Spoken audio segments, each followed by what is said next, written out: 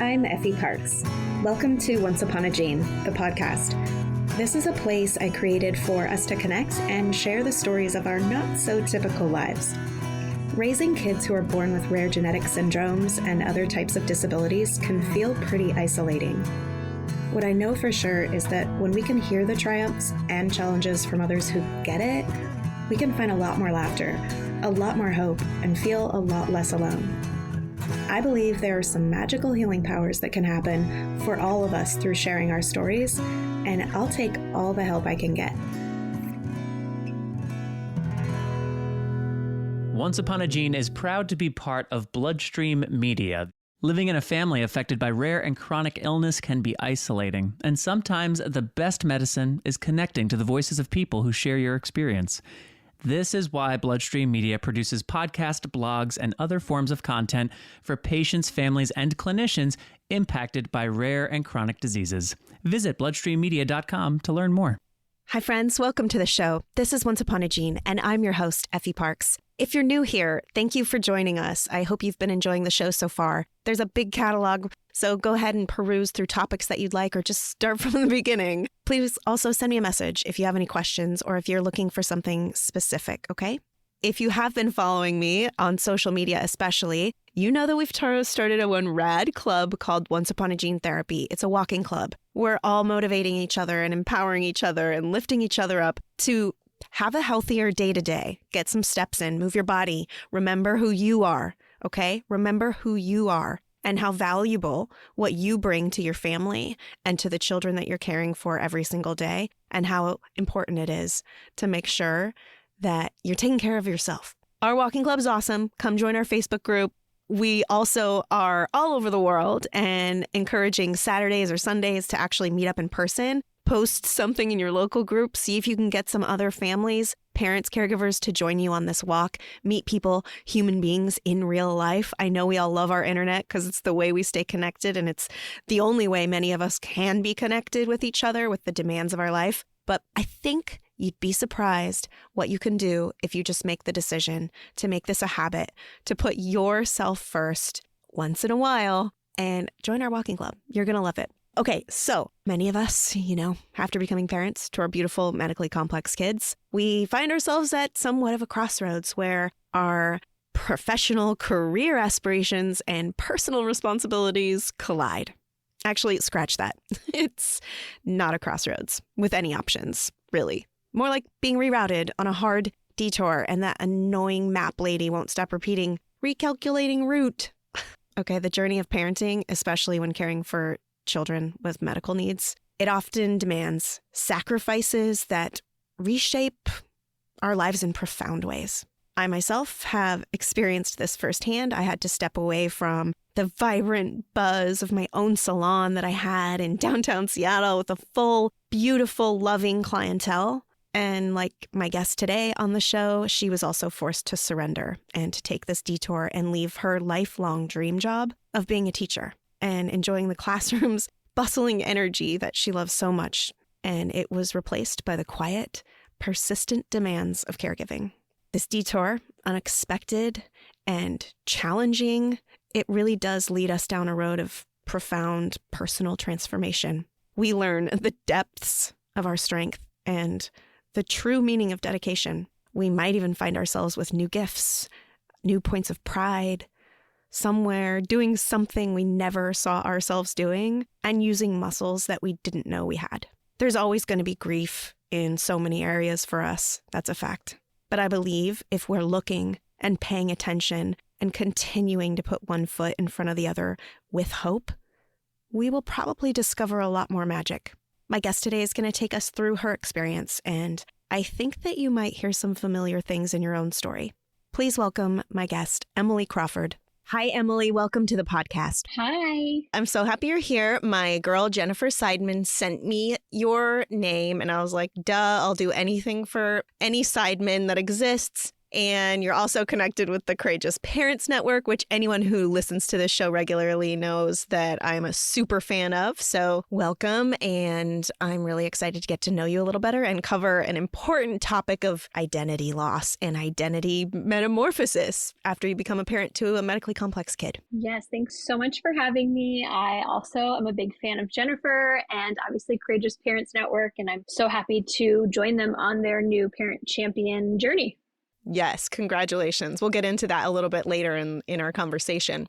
So can you just start with a brief sort of origin story of your entrance into this world of parenting medically complex kids? Of course. So I have 4 children. The oldest are twins, and then we have Chloe, our middle child, and then Brody's our youngest. Our daughter, Chloe, the first 8 years of her life were seemingly normal. She met all the benchmarks. And then when she was 8 years old, she started presenting with some really unique symptoms that no one could figure out or describe.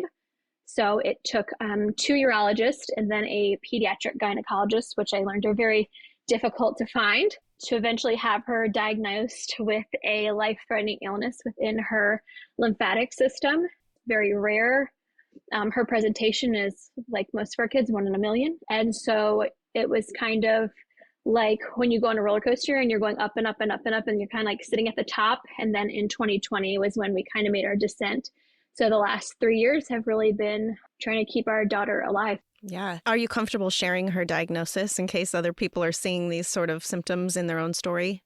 Yeah, absolutely. So it started with what we thought was bladder incontinence. We discovered that it wasn't actually urine leaking out of her body. It was lymphatic fluid, which is called chyle, and it was actually coming out vaginally. And so our body makes 3 liters of lymphatic fluid a day, and she was dumping it all out. So those important things your body needs, like your immune system, your vitamin D, the albumin that you use to pump your heart and keep your blood pressure normalized, all that was coming out of her. So an MRI revealed this mass-like malformation all within her pelvic region, and it engulfs her colon and all her female reproductive organs.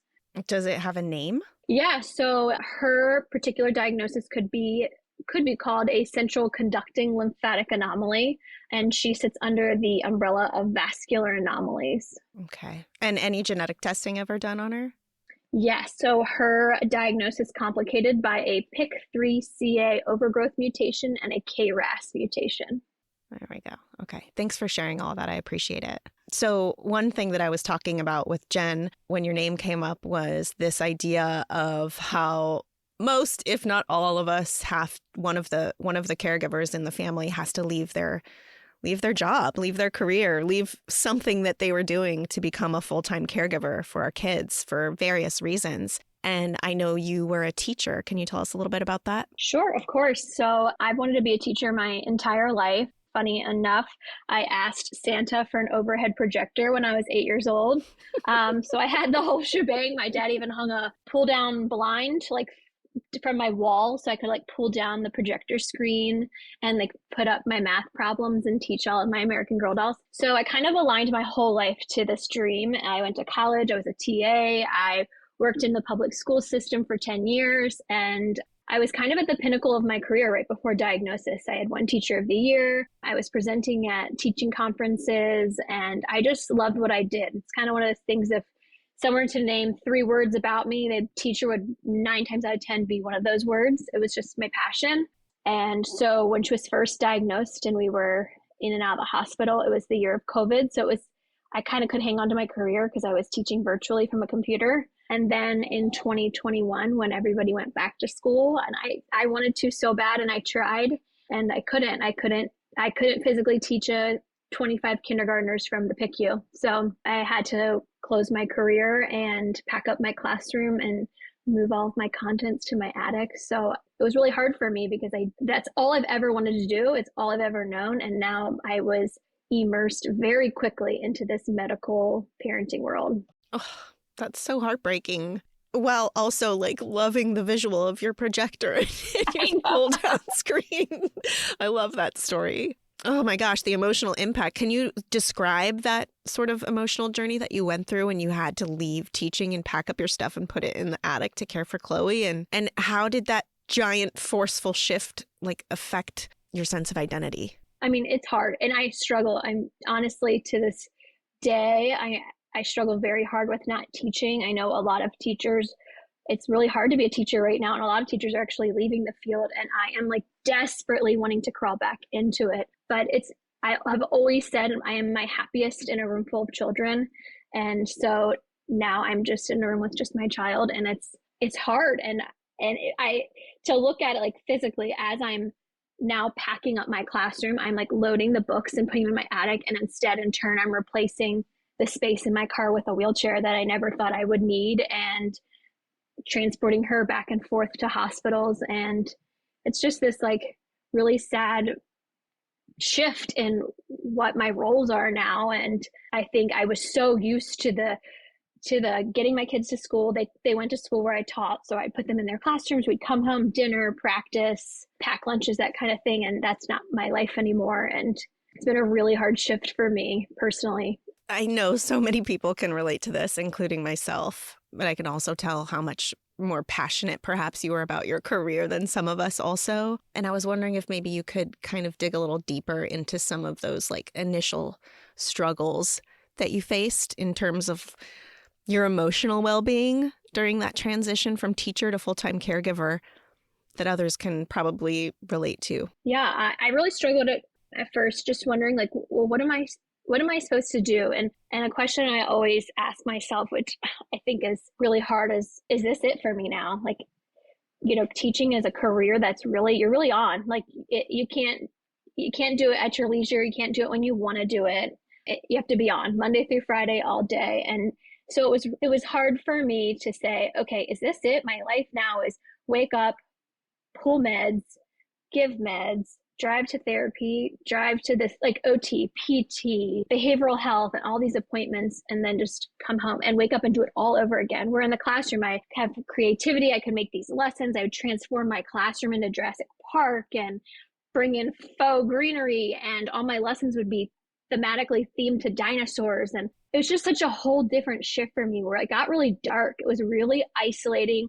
My core group of friends are all teachers. And so I would get together with them. And I felt like I had nothing to contribute to the conversation anymore. Like, what are they, like, they want to hear about how I had to drive urgently down to our hospital because Chloe's Broviac line broke. Like, I can't relate to what they're talking about in regards to student behavior or new initiatives being set in the school. So I just felt like alone. I was super alone and I was super isolated, and I wasn't connected really with anybody where I lived because nobody was walking what I was walking in this life-threatening, all of a sudden out of nowhere, rare disease diagnosis with a future that's extremely unknown. You know, as you're talking, these are, for lack of a better way to say it, kind of my favorite kinds of stories, because you're talking about teachers talking about their lessons plans and their this and their that and their day to day. And someone like me and someone like another caregiver listening is plugging those own things into their mind, right? Into the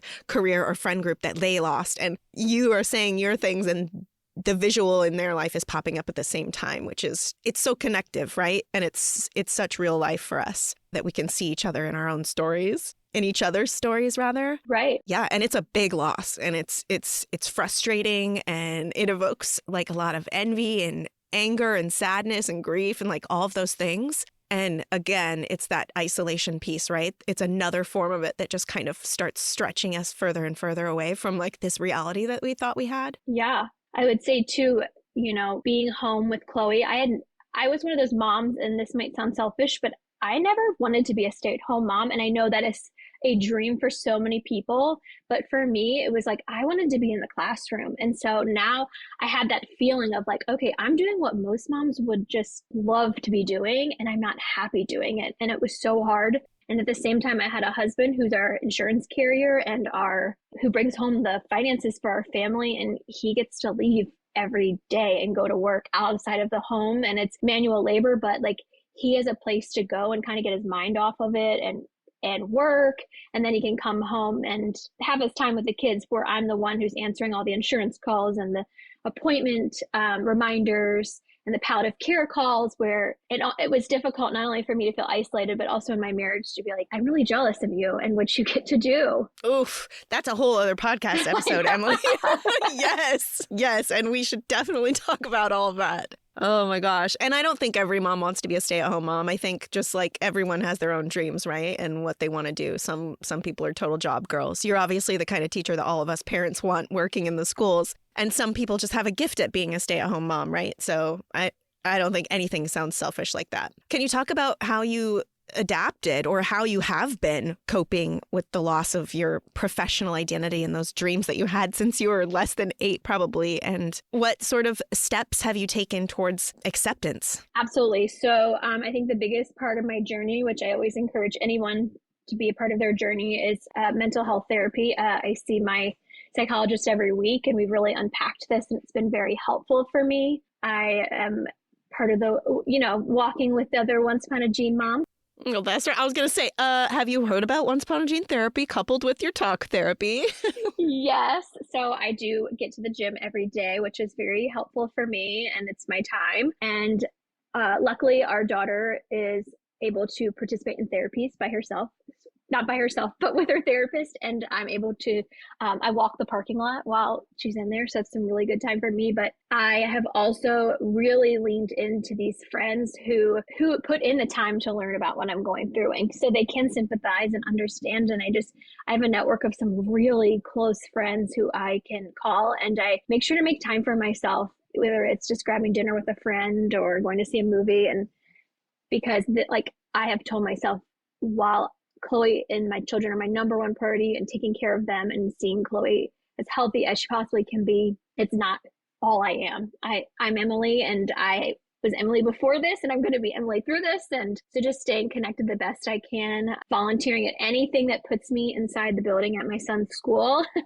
I do that, but I have learned the hard way that is not the best spot for me either. I've volunteered, and every time I volunteer, I leave crying. So desperately wishing I was in the classroom instead of volunteering there. It's a learning process every day, and I really have to center myself every day. And I am a words of affirmation girl. And so when I hear palliative care doctors and our oncologist and my psychologist saying Chloe would not be where she is and not be doing so well in this awful situation if it weren't for your care. And that's what keeps me going. Oh my gosh, Emily, you just said so many things, and so much of that is my love language. I have never just actually sat down and thoughtfully thought of a better way to say this, but I say this a lot on the show, is that I am the most important person in this equation of taking care of my family and Ford. Because if I am not taken care of, and if I am not in tip-top shape,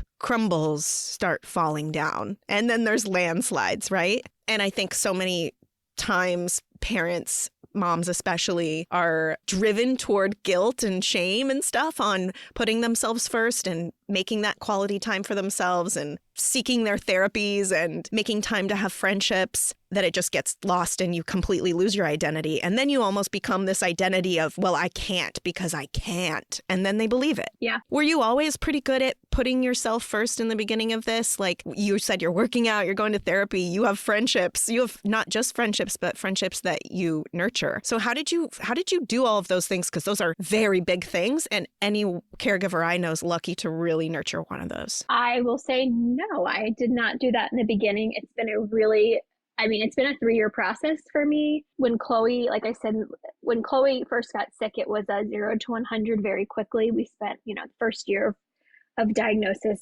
pretty much living. I spent more nights in a hospital bed than my own bed in a year. My friends were like the nurses and the doctors. And then I came home, was like, oh wait, those friends don't actually exist where I live. And so I was very intentional with which friends in my circle, or which friends, even if I had to make new ones, which are going to don't even have to relate, but who are going to sympathize and understand that, one, I am going to be the most unreliable friend there is. I may make an appointment with you or a date with you 2 weeks out, and I'm going to cancel on you like 10 minutes before I have to leave because Chloe's in some kind of crisis. And so I have great friends who understand that. I almost have to have a contract. Like, if you want to be my friend, I'm, one, very unreliable. 2, I may get on the phone and vent to you about crazy medical stuff you don't understand. But 3, in return, I like to say one of my strengths is I'm such a great listener. And I always tell my friends when they start saying things like, oh, I shouldn't be venting to you. Like, this is such a, I'm always saying, your problems are just as big to me, and what you're going through is just as important to me. And everyone has their own stress, and it's their stress. Whatever it is that is difficult for you is yours to own, and I'm here for you. So just understanding the right friends that fit that criteria. And I had to learn that, like, some friends I couldn't keep those friendships and take care of Chloe at the same time, and had to let them go. So that sounds intense, but it was. It sounds very strategic and wise to me. And something you said about the friends that always have a disclaimer when they have something going on. I love that, because everyone does that to us, right? Like, our friend, we almost don't even know our other friends anymore because they don't really tell us anything, because they don't feel like they can talk to us about it. And it is important to know that please talk to us about it. And obviously, if you're still in the circle, and if you've crossed the line of the big red lava pit and you're still with us, we want to know what's going on in your life, and we care. And so don't stop telling us stuff, because then one day it just fizzles out. Yeah, for sure. Like, I want to know that your dishwasher broke. That's awful. I would never want to hand wash dishes. That's awful. So just tell me. You crack me up. Let's talk about, your sort of teaching skills. So, like, what skills from when you were a magnificent, magical teacher in your career did you find sort of surprisingly useful as your role in being Chloe's caregiver/mom? I would say there's the relationship piece. I think we all love our children and we have unique relationships with each of them, but having to walk your child, and I have at this point, she's a preteen and she has a lot to say, but walking her through these procedures and advocating for her and saying, she can't do this procedure without anesthesia. Something very simple for her, for most kids, is a G-tube change out, right? It's like changing an earring. Chloe has to be fully sedated just to get a G-tube changed out. And so advocating for her, but also talking her through the procedure. I almost feel like I'm a child life specialist, but I don't have the credentials. But I've learned to speak. Always in my career, I taught kindergarten primarily, was working with kids and understanding the situation they were in, de-escalating behaviors. And I feel like I use this all the time with Chloe and all her other siblings to understand what we're going through. I don't think my creativity will ever dull.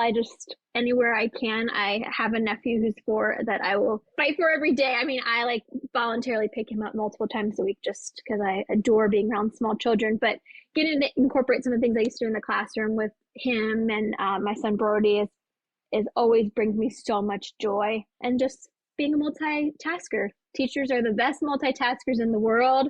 And I used to be able to spin 3 plates at one time, and I still can do it. So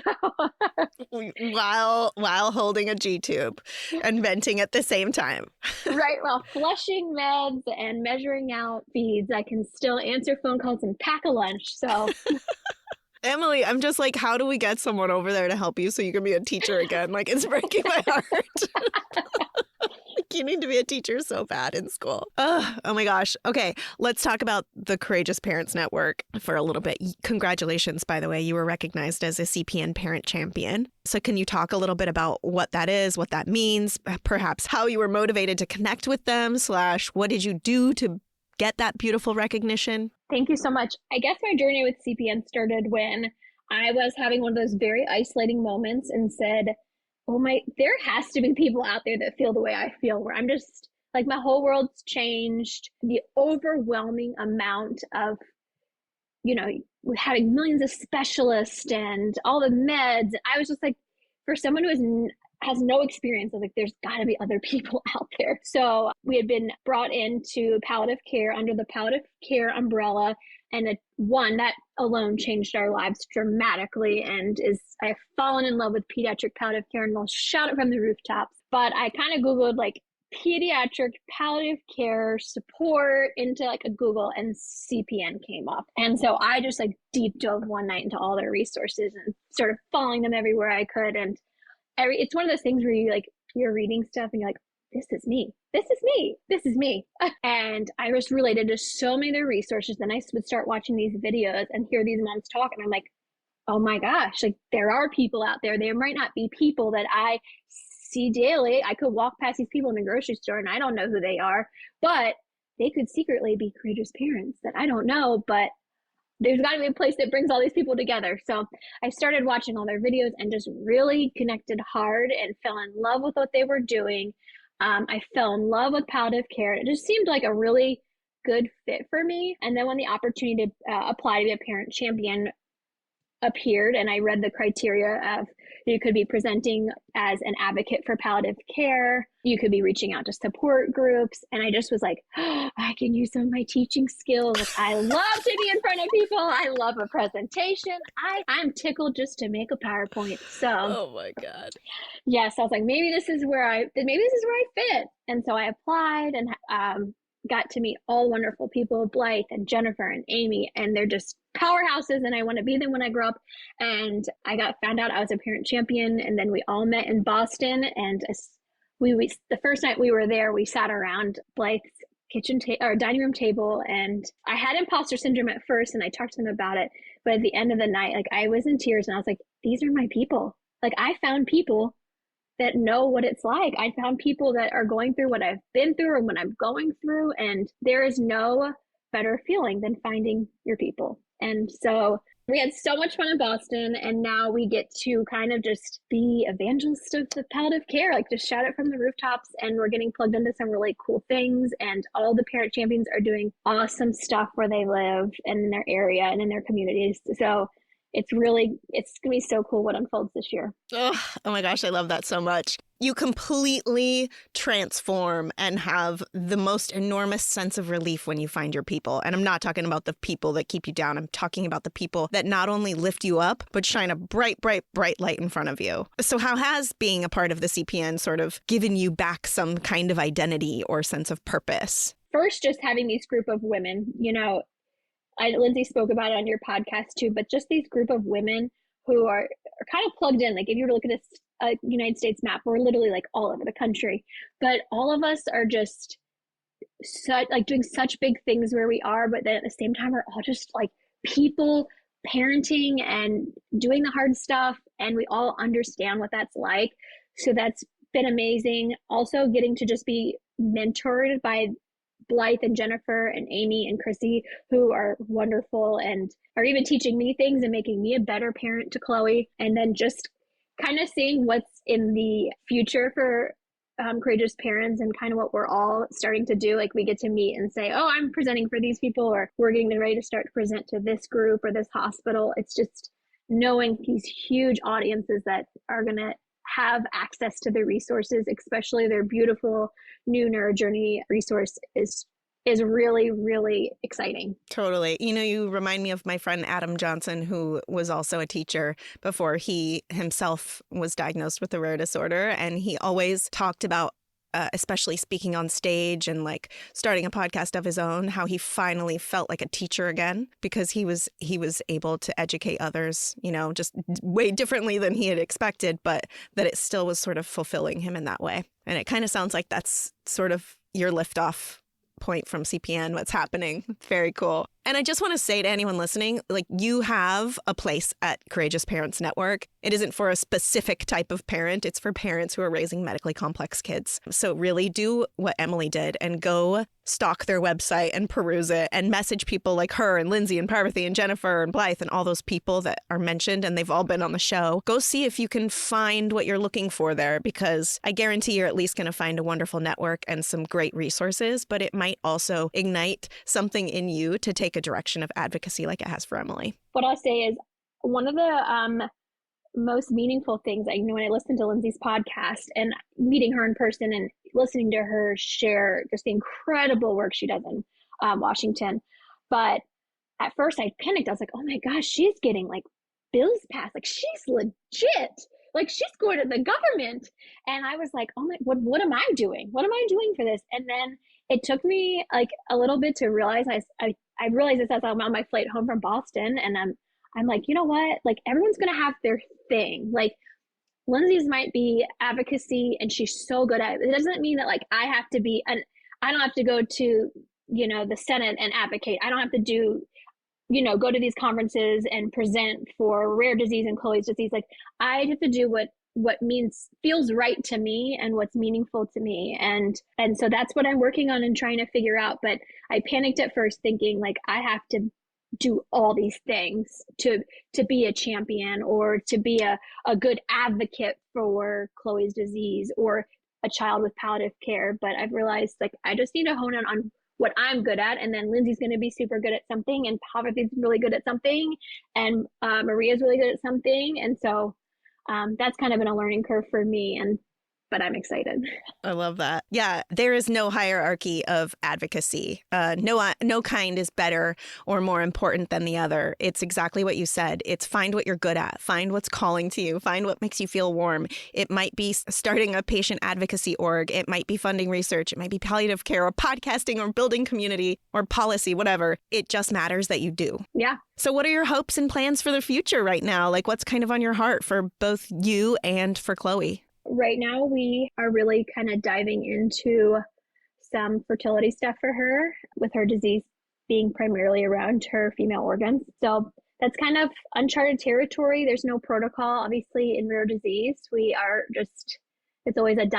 What's next? So that's been a huge learning curve for me. One is how to advocate for fertility. And like Chloe, I think she gets it from her mom. She is happiest around children and thrives around children. So if I can give her any shot at potentially being a mom someday, somehow, I want to make sure that I honor her goals, just like my dad honored mine by hanging blinds on my wall to be a teacher. So I just really want to honor her and her goals. And my hope is just keep on moving, hopefully in the right direction. Her disease is very, very unpredictable and scary. And every good day, I just feel one step forward, but I'm also okay when we have to take 2 steps back. But just having some peace with understanding that I don't know what tomorrow's going to look like, and that's okay. Amen. Adapting, flexibility, and not looking too far into the future and getting attached to it. Some of our superpowers that we end up cultivating.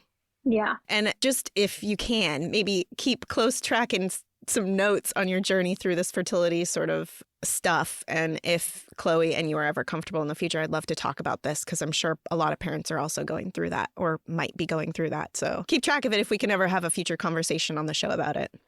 Yeah, I'd love to. Yep, I will let you know. I'm just now diving in. Okay, well, do you have any advice that you would give to other parents facing, a similar situation in terms of maintaining their identity, leaving their career, and just overall well-being? I think we spoke about it. Just one, taking care of yourself. You know, like you said, Effie, if you don't take care of yourself, then your house is going to fall apart. Or I know mine would if I didn't. But also just however you can identify post-diagnosis through diagnosis, just remember, like, you weren't always that person, and what made you happy then. How can you integrate that into your life now and not forget who you were before this?